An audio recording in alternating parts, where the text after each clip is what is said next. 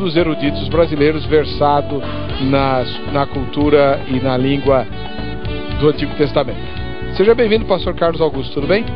Olá, pastor Heber, graça e paz ao meu querido irmão, a todos os telespectadores que hoje nos assistem, né? Quero mandar aqui um abraço à minha esposa, Noeli, à minha mãe, Dona Antônia, que deve fazer 76 anos ainda nesse mês, se Deus quiser, a todos os alunos do Betel Brasileiro, né? E também do Instituto Betel de Ensino Superior, as pessoas do Facebook, que inclusive nos estimulam, nos dão os parabéns, nos incentivam a estarmos aqui. Mais uma vez, muito obrigado, Heber, por esse convite. Nós é que agradecemos. Muito obrigado. O endereço da igreja que o senhor pastoreia qual é? Lá é a Rua Doutor Vicente Jacaglini, 834, na Vila Alpina, em São Paulo. Perto do cemitério? Mais ou menos próximo do cemitério, mas a igreja não é morta não, é lugar de vida. Amém? Amém. Qualquer dia eu vou fazer um debate aqui se tem morto no cemitério. Que eu... Bom, opa. Não, já me sugeriram esse tema, se cristão pode crer em fantasma. Porque afinal de contas os apóstolos criam, né? Anota aí, é o meu tema, é sugestão para a próxima reunião de pauta. Não, eu mando anotar, mas ninguém anota, viu, senhor telespectador? Eles só pegam os meus temas. Enfim. Do outro lado, você também conhece o debatedor, o reverendo Rogério Marcarini da Costa. Ele que é ministro da Igreja Evangélica Congregacional e também professor de teologia. Lógico, para vir debater um tema desse, tinham que ser 2 professores de teologia. Reverendo Rogério, paz e graça, seja bem-vindo. Paz do Senhor, pastor Heber. Obrigado pela oportunidade de estar aqui mais uma vez. Vou mandar um beijo aí para minha esposa, minha filhinha Maria Luísa, que esse mês, dia 8, completa 5 anos. Minha esposa que está esperando outra menininha também. Que maravilha. Muito bom. Daqui uns 15 anos, não sei se vai ser maravilha, né? Ser cercado por 3 mulheres, sim, né? 2 em idade de casadora. Lá eu já estou perdendo no regime congregacional. 15 anos? Você já tem uma menina de 5? Não, 5 daqui anos. 10. 10 anos, exatamente. E a igreja que o senhor pastoreia? Estamos na igreja congregacional do Parque Cruzeiro do Sul, fica na zona leste de São Paulo, na rua Líbero Ancona Lopes, 564, São Miguel Paulista. Muito obrigado pela sua presença. Nós vamos assistir a matéria que a repórter Carla Viana preparou e que apresenta o difícil tema de hoje. Vejam só. Quase todas as pessoas sentem repugnância e temor quando estão diante de uma serpente. Mas a serpente é um animal que representa o bem e o mal em muitas culturas e religiões no mundo.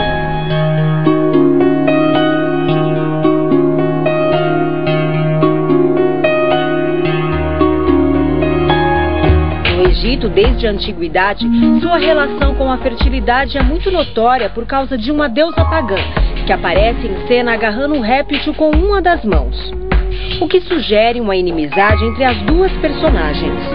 Na antiga Grécia, como símbolo de vida e saúde, a serpente contracena com Asclépio. Segundo o paganismo grego, ele foi endeusado por ter aperfeiçoado as artes médicas que antes eram primitivas e por isso se transformou em uma lenda, tanto que inspirou um emblema da medicina. Tal ciência é representada por um bastão de madeira com uma cobra enrolada, assim como o cajado de Asclépio, que relaciona o cedro à árvore da vida e a serpente como símbolo do bem e do mal, portanto, da saúde e da doença. Mas a mais obscura e a mais discutida serpente de todos os tempos é sem dúvida nenhuma a do capítulo 3 do Gênesis. O livro diz que a serpente era a mais inteligente de todos os animais. Na história da criação, ela tentou Eva e fez com que assim a humanidade também fosse corrompida. No entanto, como era essa serpente? Ao falar com Eva, ela foi possuída pelo diabo ou falou por si só e a partir da maldição perdeu a capacidade de se comunicar? A maioria dos cristãos afirma que a serpente não falou sozinha com Eva, mas que o diabo é quem a manipulou para tentar a mulher. Porém, muitos judeus e outras pessoas afirmam constantemente que a Bíblia não diz que a serpente foi usada por Satanás, mas sim que ela falou por si só, porque era a criatura mais astuta que Deus havia criado e, portanto, um símbolo do mal. Mas afinal, a serpente do Gênesis 3 foi um animal que o diabo incorporou ou apenas um símbolo do demônio? É o que discute o Vejam Só. É a gente identificar, né, o que aconteceu em Gênesis 3. Vamos lá. Reverendo Rogério Marcarini da Costa, o senhor que é professor de teologia e pastor de uma denominação das mais antigas aqui no Brasil. Sim. Né? Tem 100 e lá vai fumaça de... 57, 58. Então, uma das primeiras manifestações protestantes no Brasil. Em língua portuguesa, Em língua portuguesa. Em língua portuguesa. Isso. Pois bem, a cobra era de verdade ou era um símbolo, né, uma linguagem simbólica para se referir a Satanás? Quando eu analiso esse texto de Gênesis 3, eu percebo e creio que ela é real. É um animal que sofreu aí uma influência, possessão, alguma coisa assim do gênero e trouxe essa influência do mundo espiritual para o mundo físico. Então, quando eu penso na serpente de Gênesis 3, eu interpreto ela a princípio como sendo literal, um animal mesmo, que foi ali, talvez escolhendo a opção ali da enquete, né, incorporada ou possessa, alguma coisa assim, para então trazer a sedução, né, a mentira, o engano para a raça humana, porque o conceito que nós temos ali em Gênesis, por ser um livro profético, um livro de revelação, sendo Moisés o maior profeta, ele traz a realidade espiritual das coisas físicas. Então, o que estava acontecendo no mundo físico estava tendo um reflexo do mundo espiritual. Então, nesse conceito, a princípio, seria real e um animal de verdade. Muito obrigado. Vamos ouvir agora o pastor Carlos Augusto Vailate, que também é professor de teologia e é ministro da Igreja Evangélica Jaboque. É pentecostal a sua igreja? Sim, tem uma característica, vamos dizer que mesclada entre pentecostal e tradicional. Tem uma mescla. Muito bem. Era um bicho ou era um símbolo do diabo?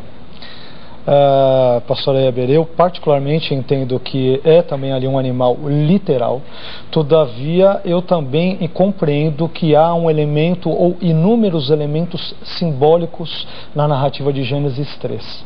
Como nós pegamos o livro de Gênesis e ele está inserido dentro de um contexto cultural, religioso, simbólico, dentro de todo o seu entorno do Antigo Oriente Médio, então outras situações onde a serpente ela é representada pelo mal, isso não ocorre em Gênesis, né? É bom deixar claro até para os nossos telespectadores, isso só irá ocorrer mais adiante ao longo da revelação bíblica, mais especificamente no livro de Apocalipse, em dois textos, Apocalipse 12:9 e Apocalipse no capítulo 20, verso 2, é nesses dois textos que João irá interpretar esta serpente do contexto de Gênesis 3 como sendo uma referência ou sendo associada ao mal. Mas até então, se nós fizermos uma leitura diacrônica, ou seja, ao longo do tempo, partindo de Gênesis e percorrendo a Escritura, né, de uma forma longitudinal até o seu ápice no Apocalipse, antes desse contexto neotestamentário, não há na Bíblia uma associação específica entre a serpente e o mal. Mas eu entendo que é tanto literal, como ela também dá ensejo a inúmeras interpretações simbólicas dentro do contexto cultural do Antigo Oriente Médio. Bom, você então vai defender a possibilidade de que fosse um símbolo e o reverendo Rogério vai dizer que era um bicho literal. Então vamos começar a apertar os nossos convidados. Reverendo Rogério, cobra fala? Olha, hoje não. E eu não sei quando falou também, né? Mas a história bíblica, os relatos bíblicos nos trazem alguns episódios de animais que conseguem sofrer influência espiritual e manifestar situações inusitadas, né? Como é o caso da serpente, como é o caso com Balaão, como é o caso de Jesus quando expulsa uma legião de demônios que é incorporada em porcos. Então a gente vê que esse mundo físico ele sofre uma influência direta do mundo espiritual e por isso ele pode então sofrer algumas coisas inusitadas que para nós seria incabível hoje. Tanto é que no relato, né, a Eva não saiu correndo, né? Hoje se eu encontrar uma cobra falando aí, alguma coisa, a gente fica com medo, mas naquele momento não. Mas talvez não seria tão estranho aí para quem nunca teve contato com essa dualidade entre bem e mal, né, Deus e o inimigo. Então ali existe uma harmonia perfeita entre as coisas naturais e espirituais. Bom, pastor Carlos Augusto, agora pergunta para o senhor. Esse tipo de leitura, vendo símbolos na narrativa, não diminui como é que eu posso dizer? A confiabilidade. A ideia de que a Bíblia é um livro inerrante e tudo. Então a gente pode acabar achando que a Bíblia não está contando realmente a verdade, né? Não houve de fato necessariamente um fruto, né, que foi ingerido, não havia de fato uma serpente, né? Talvez não fosse só um casal ali, sei lá. A interpretação pela via simbólica não abre portas perigosas? Abre, Heber. Do ponto de vista cristão, sim. Porque quando nós lemos Gênesis 3, nós temos que deixar bem claro que nós lemos Gênesis 3 à luz da ótica neotestamentária como cristãos, né? Então, ao lermos Gênesis 3, nós, por exemplo, nos valemos de relatos como o de Paulo. Paulo, em Romanos, no capítulo 5, verso 12, ele fala sobre a historicidade de Adão, fala que o pecado cometido por Adão, ele passa para todo o restante da humanidade, por isso toda a humanidade também peca e morre.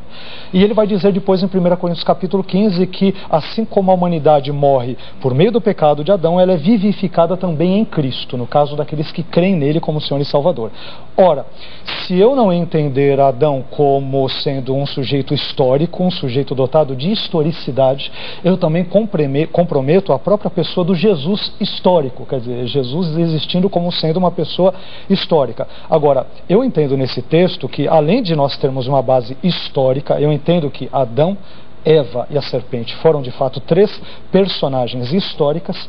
Todavia, além deste substrato histórico, nós também temos referências simbólicas. Por exemplo, foi muito bem mencionado aqui na reportagem que em várias outras culturas a serpente ela tinha algumas associações com a cura, com o mal. Então, só para a gente também situar esse texto dentro do contexto mais amplo, Heber, nós temos, por exemplo, no Egito, uma serpente chamada Apófis. Ela era representada, né, por esse estereótipo de uma serpente, e também representava as trevas, que eram inimigas do deus Sol Ra. Inclusive, muitos entendem que o texto ali de Êxodo, quando diz que uma das pragas foi a praga das trevas ou da escuridão, naquele momento nós teríamos uma vitória parcial de Apófis contra Ra, ou seja, seria um duelo de titãs ou de divindades egípcias. No contexto babilônico, nós temos a divindade Marduk, que ela acaba sendo representada por um grande dragão que tem chifres na sua cabeça e que destrói a serpente, que representa ali também no contexto o mal. Então, em várias outras culturas nós vemos esta associação. Agora, no judaísmo, no período veterotestamentário, esta associação não está clara. Agora, o problema é nós tomarmos esse texto simplesmente como sendo simbólico. Se eu vê-lo simplesmente como um mito, como um símbolo, no sentido de algo desprovido de concretude, de realidade, de fato eu comprometo o discurso sobre o pecado, sobre a queda original, sobre a morte, que aparece de forma muito emblemática e clara ao longo de todas as páginas do Novo Testamento. Muito bem. Depois eu queria questionar isso, que eu tenho a impressão que não precisamos chegar a tanto. Dá para ver o texto como mitológico, usando a palavra mito no sentido técnico, né? Aliás, professor... Literário, né? No sentido literário. Ok. Né? O senhor pode explicar para o telespectador que sentido é esse? Porque às vezes a gente fala mito, o telespectador comum entende mito como sinônimo de lenda. Sim. Em muitos casos, Heber, de fato, a Bíblia como gênero literário, ela também possui lendas, no sentido literário. E nisso se enquadra, por exemplo, o que o pastor comentou agora há pouco de números, né, no que diz respeito à jumenta de Balaão, diz respeito às árvores que também falam no texto de Juízes e diz entre si que devem escolher um rei para reinar sobre elas, e também diz respeito ao texto de Gênesis 3. Agora, o fato de o texto ser categorizado no sentido literário como sendo um lendário ou mitológico ou mítico, neste sentido, não depõe necessariamente contra a sua realidade. Então, Gênesis 3, se nós vermos ali a ideia de um mito, no que diz respeito ao aspecto literário, isso não depõe contra a sua realidade. Isso é importante, essa distinção que o pastor colocou. Falando em outras palavras, né, quando a gente fala, usa o termo mito no sentido literário, técnico, você retrata uma verdade, um fato histórico, usando uma história como pano de fundo, que pode não ter de fato acontecido em todos os seus detalhes, mas Exato. é para ilustrar o evento. Agora, o evento verdadeiro. É verdade. Agora, se nós usarmos mito no mesmo sentido que o teólogo alemão Rudolf Bultmann usa, aí nós temos uma situação que é complicada, porque Bultmann, por exemplo, ele não acredita na figura do Jesus histórico, ele critica. Então ele vai dizer, demônios não existem, o inferno não existe, o céu não existe, milagres não existem, a ressurreição não existiu. Isso fez parte de um discurso querigmático pregado pela igreja primitiva. Então, ou seja, você tem que ler a Bíblia e excluir todos os elementos que seriam mitológicos nessa visão teológica bultmanniana, e isso de fato compromete totalmente a historicidade e a veracidade do texto bíblico. Mas e não é o que estamos promovendo aqui. O Barth sepultou o Bultmann. Já foi. Né? Mas tem muitos ainda que acreditam nele nas suas pressuposições teológicas, né? Mas esse é outro assunto, né? Nós queremos saber o que você pensa a respeito da serpente de Gênesis 3. De fato houve uma cobra lá que falou com Eva e levou a nossa mamãe lá do jardim a fazer besteira? Na minha opinião, a preparar a primeira salada de frutas da história, porque afinal de contas Adão não comeria o fruto se soubesse. Botou um creme de leite em cima e disfarçou? Comeria o fruto, reverendo? Comeria. Mas por quê? Olha, ali a Bíblia ela traz um relato seletivo, né? Então foi só uma ordem de acontecimento que talvez a humanidade fatalmente, ou um ou outro ali, teria sido enganado, né, pela serpente, porque a serpente teve a oportunidade de enganar quem estava mais próximo ali. Talvez o homem também poderia pegar, comer e pedir para a mulher, né, para que comesse também. Aí a gente entraria numa discussão mais... Você acha que Adão comeu consciente? Consciente. E por isso que o pecado, a responsabilidade do pecado do homem é muito maior do que a mulher. Porque a Bíblia diz que a mulher foi enganada, mas o homem não foi enganado. O homem, ele comeu sabendo do que estava fazendo. Ele falou assim, não, pode comer que eu já comi, então...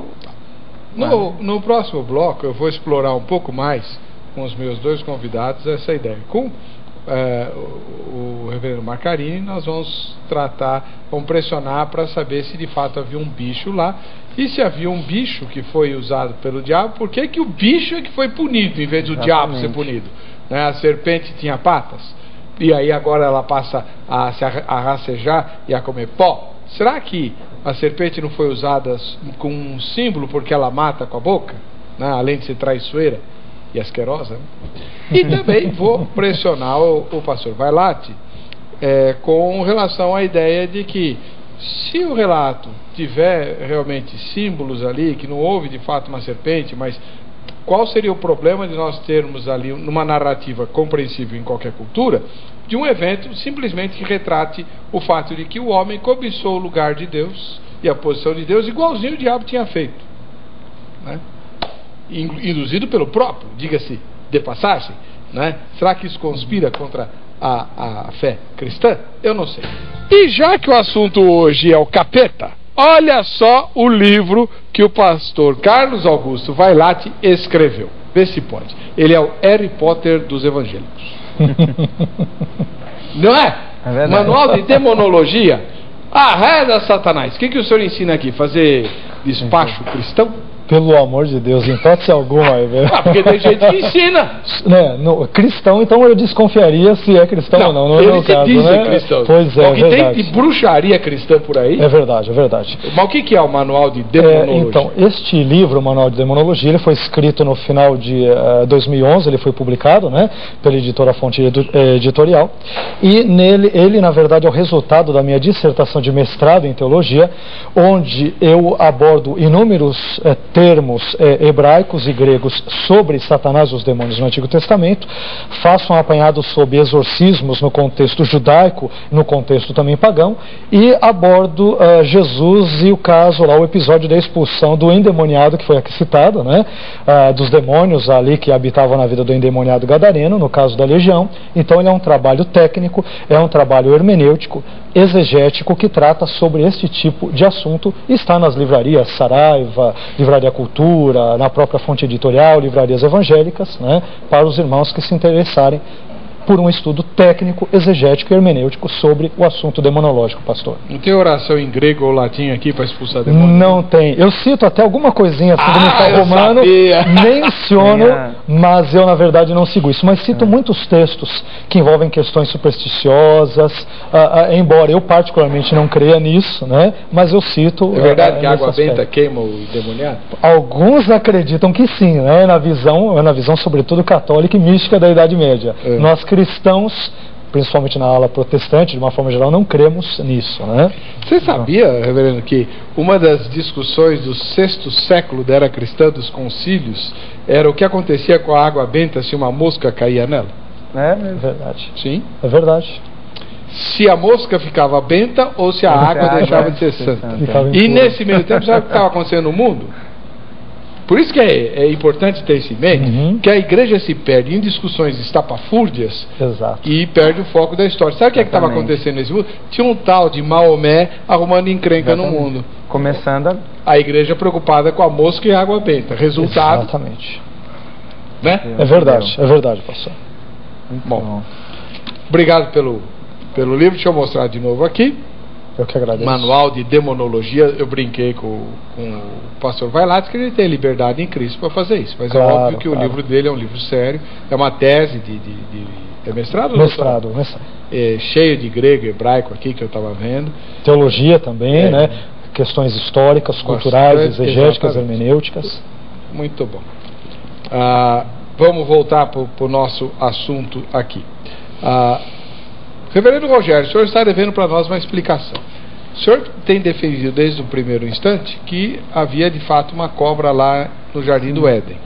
Uma cobra criada por Deus. Sim. Ela não era invasora. Não. E por que Deus puniu a cobra se ela foi usada pelo diabo? É uma questão interessante e até na qual eu embaso minha afirmativa, né? Que as consequências do erro, elas são sentidas fisicamente, realmente. Então, se nós olharmos a terra, ela foi afetada na sua estrutura física. A mulher foi afetada na sua estrutura física. A serpente foi afetada na sua estrutura física. A única personagem que não é afetada na sua estrutura física é o homem, na sua consistência física, né? Então, a terra é amaldiçoada pelo homem. E a serpente, então, é usada como um símbolo daquela consequência do pecado, que tem a consequência real, imediata, fisicamente, e com a revelação progressiva ela tem a sua consequência final revelada então nos escritos do Novo Testamento, em Apocalipse. Então, no pecado ele tem a consequência imediata, que é uma consequência física. Então a serpente, ela é alterada fisicamente. Toda maldição é uma alteração da existência física. E, posteriormente, ali ela já estava condenada, mas a condenação dela está acontecendo no Apocalipse, ou também nos dias de hoje. Bom, o pastor Vailate, embora não expose essa opinião, ele como professor está mostrando que é possível fazer a interpretação simbólica da serpente, mas ele crê que era um bicho de verdade. Então eu faço a mesma pergunta para o senhor: por que Deus puniu o bicho, se o bicho não tinha culpa? O bicho tinha como se defender do diabo, por acaso? Ótima pergunta, Heber. O que ocorre? Naquela época, nós temos que entender o seguinte: dentro do pensamento bíblico, quando um objeto ou um animal, eles eram usados para fins pecaminosos, muitas vezes eles eram destruídos ou amaldiçoados. Por exemplo, quando nós pegamos um caso de bestialismo ou zoofilia, que é a relação sexual entre um ser humano e um animal. A Bíblia diz em Levítico, no capítulo 20, verso 15, que quando um homem, ele, por exemplo, se deitasse, ele tivesse algum tipo de intercurso sexual com um animal, tanto o homem como o animal deveriam ser mortos. Então, neste caso, como a serpente, levando-se em consideração a tese de que, de fato, ela foi incorporada ali por Satanás, por ser usado como um animal, um instrumento para o pecado, ela acaba sendo amaldiçoada a partir dessa concepção veterotestamentária que aparece, por exemplo, na Torá, em Levítico, capítulo 20, verso 15. Até aí tudo bem. Ok. No caso de bestialidade, que é o nome que se dá para esse tipo... Mas um animal é usado para um propósito mau, e o animal não tem consciência disso. Tudo bem, na aberração da bestialidade, quando um sujeito, em vez de procurar uma mulher, procura uma cabrita, né? Literalmente falando, então a cabrita morria junto com o sujeito, certo? Exato, que é para servir de exemplo a todo mundo. Perfeito, correto. Mas era só aquela cabrita, não a espécie toda caprina. E Deus amaldiçoou a serpente, e a serpente, todas as serpentes passaram a rastejar, comer pó. Inclusive tem algumas pesquisas, né, e algumas teorias que conseguem identificar um vestígio de pata, né, na serpente, sim. Ela foi um lagarto. Os evolucionistas dizem isso, que a serpente já foi um lagarto e que evoluiu, ou sei lá para mim evoluiu, né? Mas as mulheres também. Como assim? As mulheres não foram aumentadas as dores? Também como? Você toma cuidado que tem mulher ouvindo. Mas a relação a cobra evoluiu e você vai falar a mulher também? As mulheres também sofreram aumento nas suas dores de parto. Aliás, toda a espécie toda, porque ali nós estamos tratando de uma... Mas a Eva pecou. Tá, entendi. Mas todos nós estávamos lá, né? em Eva, todos nós somos filhos dela. Agora a serpente não, a cobra lá que foi incorporada. E ela defendeu também todos os animais. Ali nós podemos usar uma questão de raiz de espécies. Deixa eu só, se você me permite, como foi colocado aqui, essa questão de que a serpente teria sido um animal literal, como particularmente creio que foi, né, ela está presente na raiz do pensamento judaico. Se nós pegarmos, por exemplo, Flávio Joséfo, nas suas famosas Antiguidades Judaicas, no primeiro século, ele entende que a serpente é literal. Se nós pegarmos uma interpretação rabínica do judaísmo chamado Gênesis Rabá, que é um comentário de Gênesis, também diz que a serpente era literal. Se nós pegarmos o comentário de um famoso judeu da Idade Média que vive no século XI, século XII, né, obviamente depois agora da nossa era cristã, ele também vai dizer que ela era literal. E inclusive a interpretação judaica, em muitos aspectos, ela diz sim que a serpente tinha patas. Além do que o pastor aqui citou, há um biólogo também australiano que ele fez estudos, um livro escrito em inglês, né, agora em 2011, e ele fala, por exemplo, sobre os vestígios de serpentes em 4 classes de serpentes que de fato teriam tido esses membros aí que foram, devido ao processo de evolução na espécie da serpente, das cobras, acabou perdendo as suas patas ou as suas pernas, vamos assim dizer, e acabou tendo ao mesmo tempo o alongamento do seu corpo. Então, esse aspecto da evolução dentro de cada espécie, nós percebemos que, sem dúvida alguma, ele pode ser plausível nesse contexto. Agora, entrando ainda na sua questão, por que eu entendo também que esse texto ele é simbólico, apesar de, na sua origem, ser visto como algo literal? Porque uma outra interpretação que nós podemos dar, e que muitas vezes também é dada para Gênesis 3, é que, com a maldição da serpente, Satanás, que a incorporou, ou que se disfarçou dela, há vertentes no judaísmo, no cristianismo, que veem Satanás como sendo o mestre dos disfarces. Então existem textos apócrifos, como o Testamento de Jó, que dizem que ele se disfarça como se se fosse um vendedor de pães, como um mendigo ou como um anjo de luz no livro apócrifo da vida de Adão e Eva, e depois isso aparece também em 2 Coríntios capítulo 11, verso 14. Né? Então, essa questão aparece. Então, Deus, ao amaldiçoar a serpente, ele também estaria amaldiçoando simbolicamente naquele contexto, né? Essa maldição, claro que ela pega literalmente na vida de Satanás, mas ela vai se consumar mais para frente por meio da semente da mulher, que aparece em Gênesis 3,15. Curiosamente, Heber e telespectadores, a palavra usada para semente ali, quando diz que a semente esmagaria e esmagou ali a cabeça da serpente, é a palavra hebraica zera, semente, e é uma palavra masculina, ou seja, a semente da mulher. Jesus, por meio da sua crucificação, da sua ressurreição, ele esmagou, ele aniquilou definitivamente ali o poder das trevas. Então, com quem é que Deus estava falando lá no jardim? Com a cobra ou com o diabo? Então, o texto nos diz que ele está falando ali a serpente. Porém, de acordo com a maneira que entendermos, veja bem, Heber, nós temos 3 formas básicas de entendermos ali a serpente. Ou Satanás se disfarçou de serpente, ou Satanás incorporou em uma serpente, ou Satanás ele criou uma ilusão para que Adão e Eva acreditassem que estariam se comunicando com uma serpente. Se nós entendermos que ali foi algo literal, e normalmente eu particularmente tendo a entender desta forma, porque assim é que Paulo e outros escritores neotestamentários também acabam entendendo, então ele está falando com a serpente, porque naquele contexto ela se deixa possuir ali por Satanás, naquele contexto, né, dentro de todo o contexto da maldição da criação, e ao mesmo tempo, simbolicamente, se refere a uma maldição desferida contra o próprio Satanás. Reverendo Rogério, não é verdade que Deus está falando com o diabo? Está falando diretamente com o diabo. E qual é a cabeça que é esmagada? A cabeça da serpente, que é a antiga serpente Satanás. Não há diferenciação ali entre o instrumento e Satanás. Portanto, é um símbolo do diabo. Na linguagem, no relato de Gênesis 3, a serpente representa o diabo. Então, ali ela se torna. Né? Por exemplo, quando nós nos tornamos agentes de Deus, nós nos representamos o próprio Deus? Sim. Então, ali a serpente representa e figura o próprio Satanás. Mas a cabeça a ser esmagada não era de nenhuma cobra, não. Era o domínio do diabo. Sim. Não era? Então, mas aí nós falamos.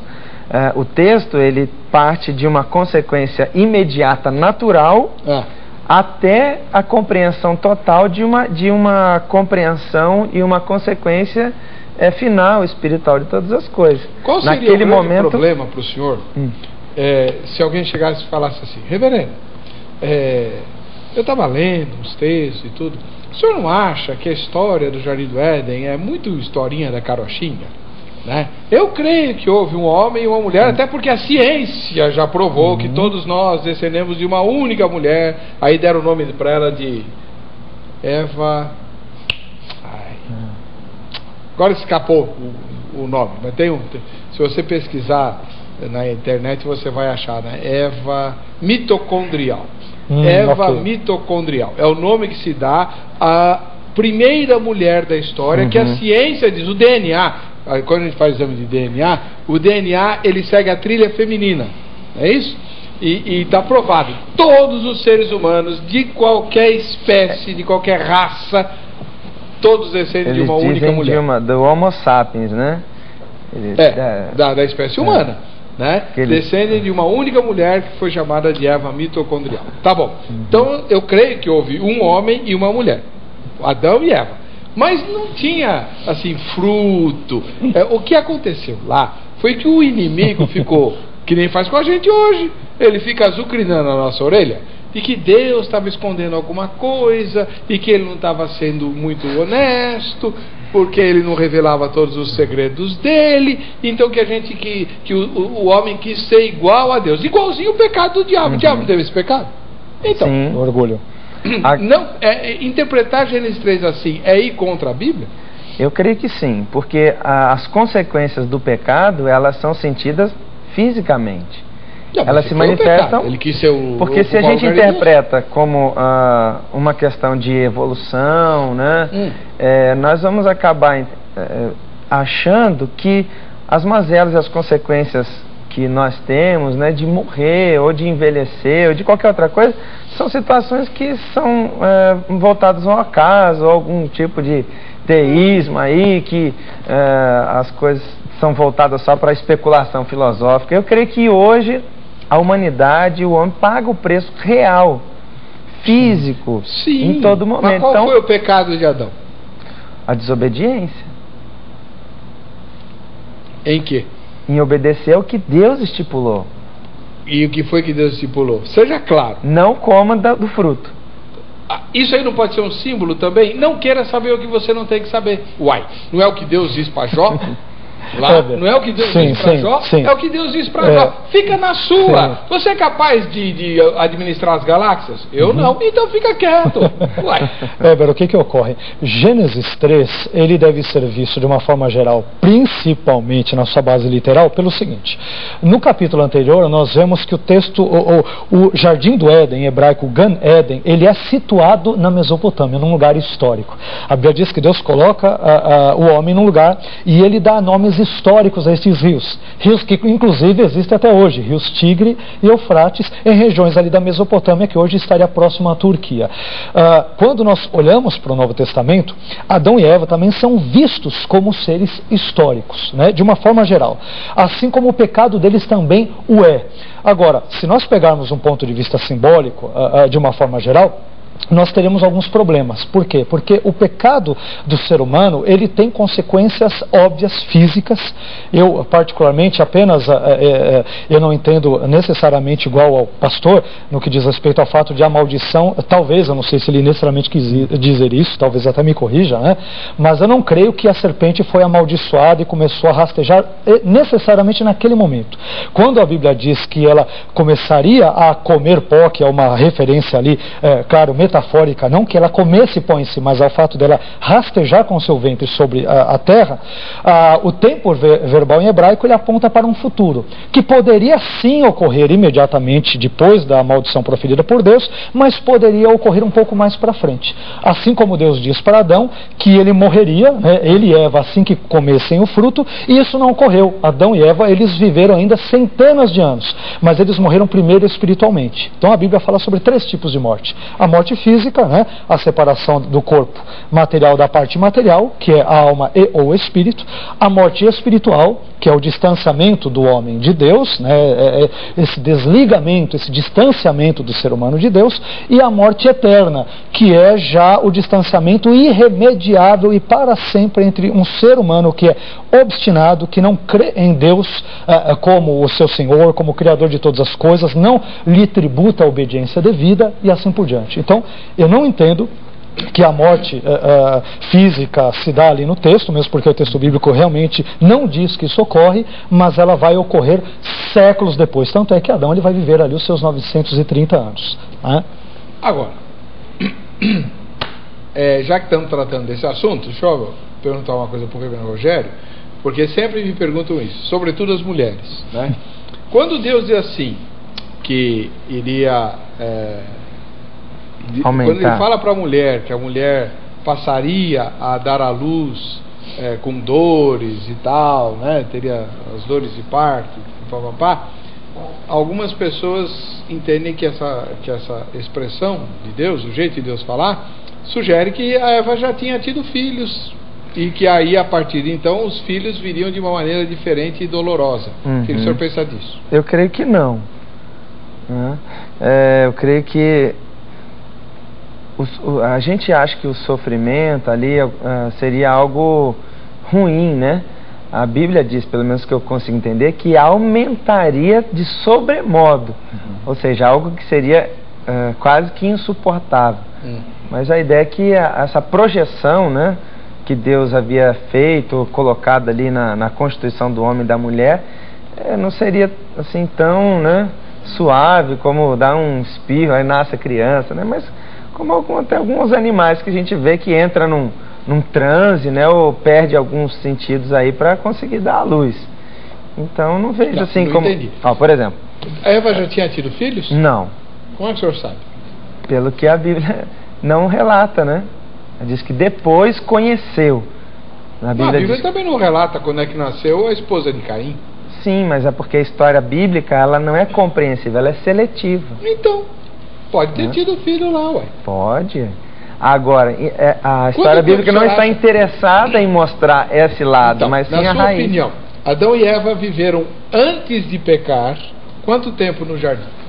Não tem como especular esse tempo, não. O que o senhor acha? Mas eu particularmente, eu creio que foi um tempo muito curto.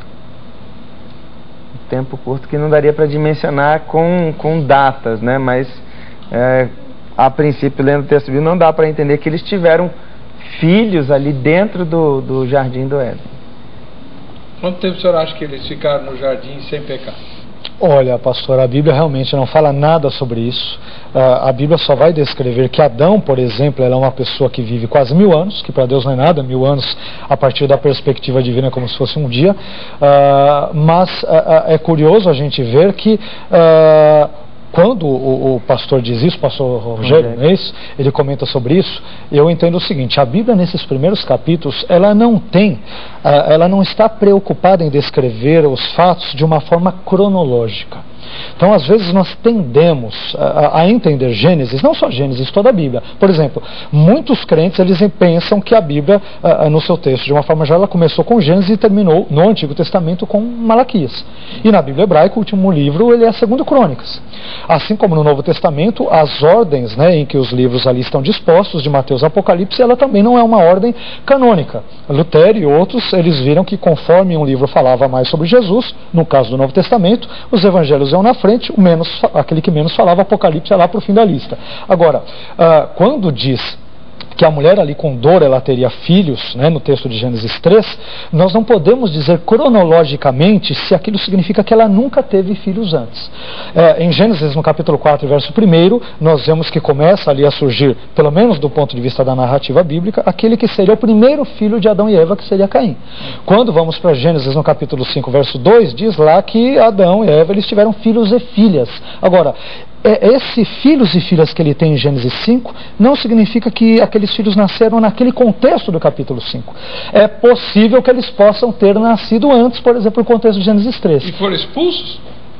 Eles quem? Ou se tivessem filhos nascidos de Adão e Eva no Éden, quando Adão e Eva pecaram, os filhos dela também foram expulsos? Eles não pecaram. Então, como representantes, de novo, né, nós vamos chegar naquela visão teológica do texto. Se nós entendermos que a humanidade estava representada ali em Adão, de uma forma geral, então o pecado cometido por Adão e Eva, assim como ele se alastra, ele tem desdobramentos para toda a humanidade, naquele contexto também. A Bíblia não diz. Eu particularmente creio que eles não tinham nascido, mas a Bíblia não fala nada sobre isso. Mas eu estou insistindo nisso porque tem uma corrente que os senhores obviamente conhecem muito bem, que diz o seguinte: Adão e Eva tiveram filhos, esses filhos eram perfeitos, assim como os pais também eram, porque eles são anteriores à queda. Sim. Muito bem. Eles não foram expulsos do jardim, eles ficaram no jardim. São os tais filhos de Deus que depois vão cobiçar as filhas dos homens. De Gênesis capítulo 6. Perfeito. Não serve, não dá. Aí, falar de uma raça pré-adâmica, eu acho extremamente complicado. Eles são filhos de Adão e Eva. Sim, mas eu estou falando pré-adâmica, né? Quer dizer, antes de Adão e Eva, porque muitos defendem, pegando carona. Sim, mas aí mas filhos de Adão e Eva não pecaram porque eles foram gerados. Afinal de contas, Adão e Eva estavam no paraíso. Né? Eles podem ter ficado pouco tempo, mas aproveitaram bem o tempo lá. Ou não, reverendo? Pode ser, né? Que pode ser, reverendo? Acho que eles estavam vendo as árvores. Claro. Conversando com os animais. Afinal, sai osso nos meus ossos. Ele foi caçar borboleta. A tradição judaica, curiosamente a tradição judaica diz que a serpente, a tradição judaica, não sou eu que estou dizendo, e nem é uma visão cristã, a visão da tradição judaica, diz que a serpente viu Adão e Eva se relacionando na sua intimidade, e a serpente a partir de então cobiçou Eva. E aí tem toda aquela questão dentro da lenda judaica que diz ali que Lilith teria sido a primeira esposa de Adão. Só um detalhe curioso, Heber, que eu vou comentar aqui, talvez quem está nos assistindo possa até se assustar ou escandalizar com isso. Lilith é citada na Bíblia. Isaías 34:14. Não com este sentido mitologizado que lhe dão, que o judaísmo posterior vai lhe dar, mas ela é citada. Ali ela é citada como se fossem animais noturnos na versão corrigida e como fantasmas na versão atualizada. E no Salmo 91, quando fala espantos noturnos no hebraico, não é Lilith? Muitos entendem que sim. Aliás, o Salmo 91 é um texto clássico exorcístico na tradição rabínica tardia. Sério? Sim, o Salmo 91 é curioso, a gente pensa que apenas na cristandade que abrem o Salmo 91 em hospitais, em comércios, na tradição rabínica judaica tardia, tá? Vamos deixar bem claro, no rabinismo tardio, o Salmo 91 ele é visto como uma espécie de um manual exorcístico. Aliás, até no livro que escrevi sobre isso, eu trato um pouco deste assunto, comentando alguns termos hebraicos e algumas interpretações demonológicas que o judaísmo e o cristianismo dão ao Salmo 91. Isso está bem detalhado aqui no livro, para os interessados. Mas então, já que o senhor tocou o meu filho fica me interrogando com esse negócio de Lilith aí, então explica para mim direito. Sim. Lilith era a serpente ou não? Não.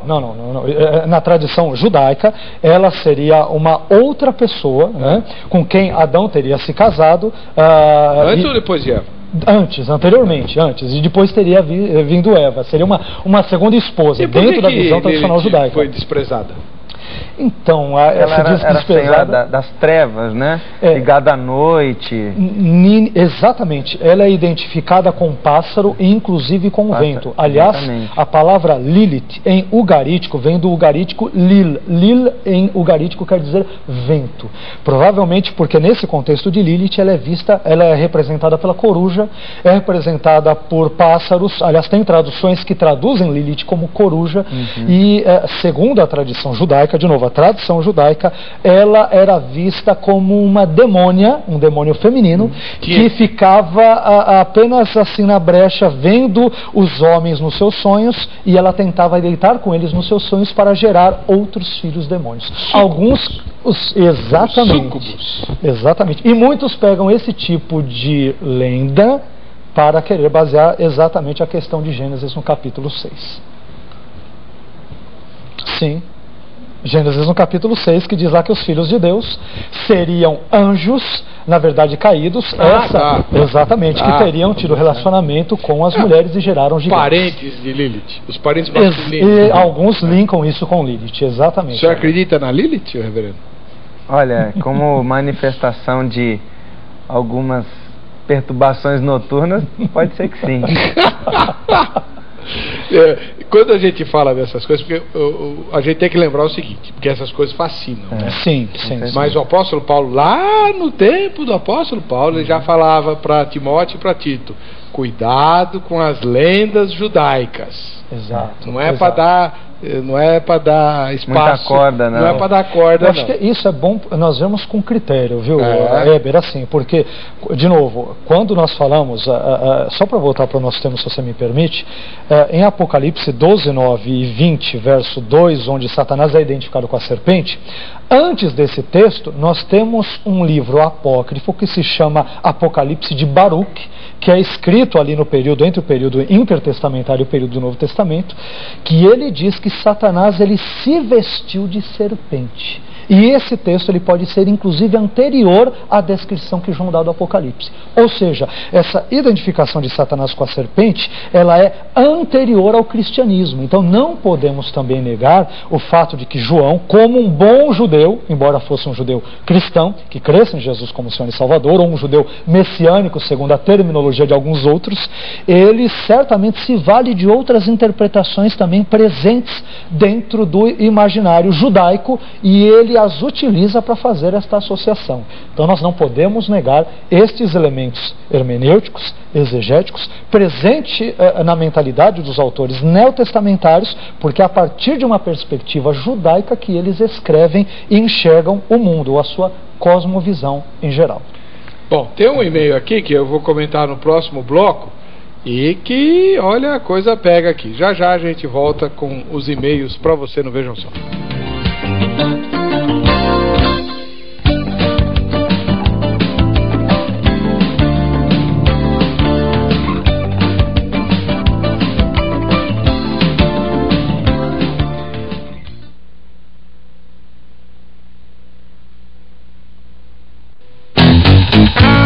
O programa Revista do Campo mostra diariamente todas as notícias do agronegócio, análises completas dos fatos.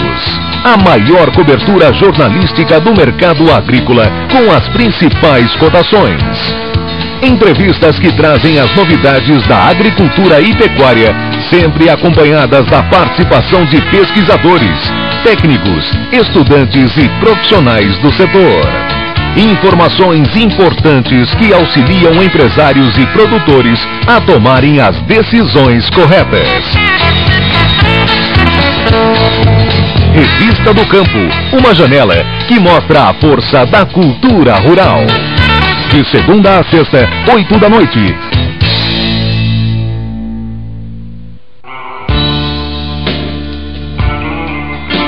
Conheça Clancy, uma pequena menina com dificuldades de gente grande.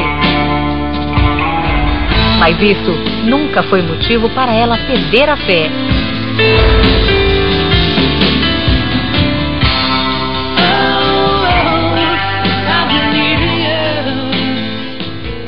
Querido Deus, obrigada por mais um dia maravilhoso. Obrigada pela comida que temos para comer e obrigada por enviar o Nick para cuidar de mim. Espero que possamos ser amigos para sempre. E por favor, cuide da minha mãe e ajuda a ficar boa. Em nome de Jesus eu oro. Amém. Aprenda e se emocione com o novo sucesso da Graça Filmes. Clancy, o poder de um coração sincero.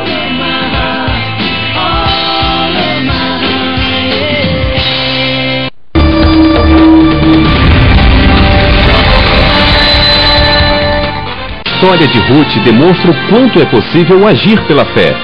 Ruth, a decisão acertada. O exemplo de que não se desviando e mantendo-se firme no propósito, você vai desfrutar de uma vida de paz e prosperidade. Amanhã espero você aqui no Saboroso às 10h15 da manhã, com deliciosos pratos do nosso dia a dia e principalmente da industrialização caseira, desde bombons a tudo. Eu espero você às 10h15 da manhã.